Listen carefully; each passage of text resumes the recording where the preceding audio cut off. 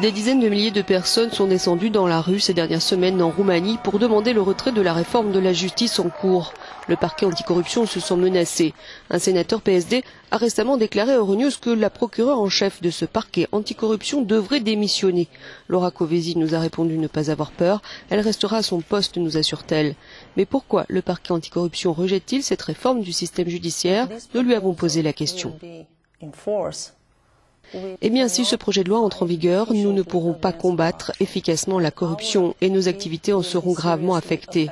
Cet amendement élargit l'autorité du ministère de la Justice aux dépens de l'action des procureurs et supprime de très utiles moyens d'enquête.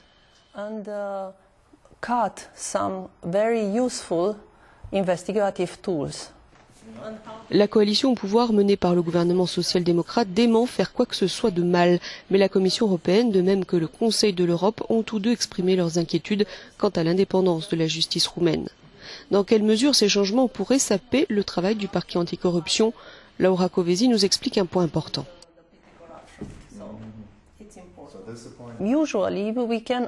Habituellement, nous pouvons organiser des arrestations en flagrant délit. Mais une fois l'entrée en vigueur de ce projet, nous ne pourrons plus le faire. Car nous devrons annoncer son arrestation à l'intéressé. Dans cette situation, le procureur devrait donc téléphoner au suspect et dire « Bonjour, nous avons une plainte contre vous. Nous voulons vous arrêter en flagrant délit. Vous pouvez venir dans nos bureaux, participer à toutes nos audiences et toutes nos activités. » Il est évident qu'en procédant ainsi, on ne pourra plus arrêter personne. La Cour constitutionnelle roumaine vient d'invalider certains aspects du projet de loi voté mi-décembre. Pour aller plus loin, ce soir sur Euronews, Insiders, le reportage complet, les Roumains réclament justice.